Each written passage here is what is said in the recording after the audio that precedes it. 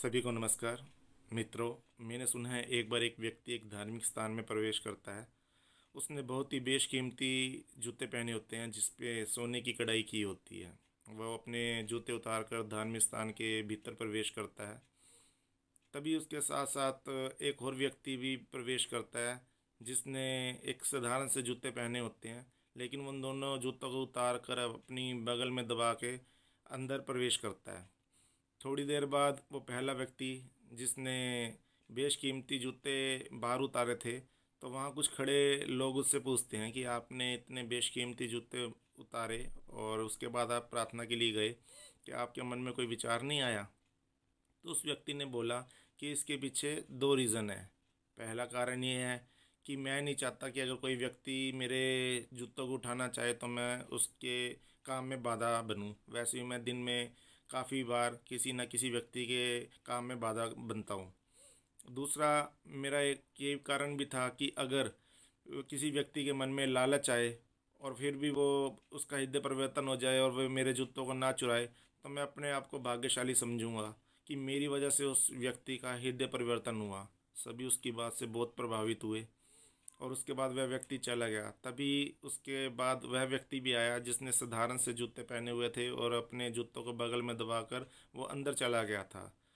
तो कुछ लोगों ने उससे भी पूछा कि आपने ऐसा क्यों किया, तो उस व्यक्ति ने तर्क किया कि ये जूते मुझे याद दिलाते हैं कि मैं कितना दीन हूँ और मैं कभी भी अपने मार्ग से ना भटकूँ, मेरे अंदर कभी भी अहंकार ना आए। और इसके पीछे एक दूसरा कारण ये भी था कि अगर गलती से किसी व्यक्ति के मन में मेरे जूते चोरी करने का भाव आए, तो जब मेरे जूते वहाँ होंगे ही नहीं तो उस व्यक्ति को वो मौका ही नहीं मिलेगा चोरी करने का।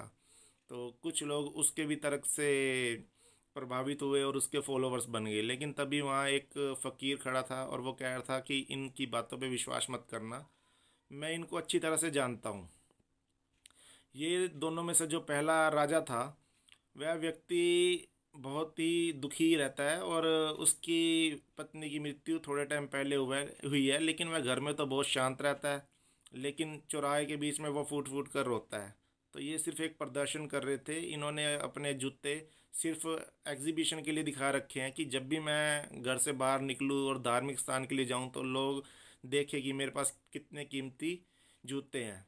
सिर्फ उसका एक ही मकसद था, प्रदर्शनी का।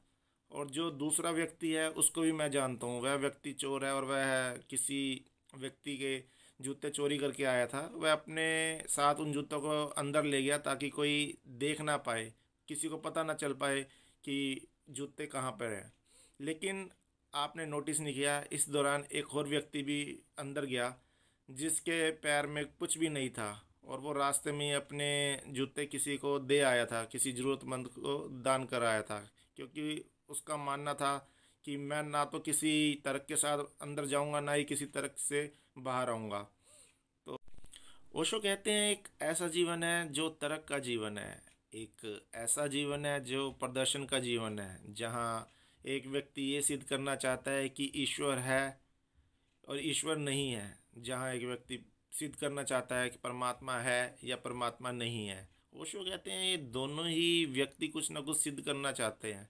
जहाँ सिद्ध करने की बीमारी हो, वो है अहंकार की बीमारी, और जब तक अहंकार की बीमारी से कोई व्यक्ति ग्रसित है वो कभी भी धार्मिक नहीं हो सकता। लेकिन इनके विपरीत एक ऐसा व्यक्ति भी है जो ये कहता है कि मेरी इतनी सामर्थ्य कहाँ कि मैं उस ईश्वर को सिद्ध कर सकूँ, मैं किन शब्दों में उस ईश्वर के बारे में बता सकूं।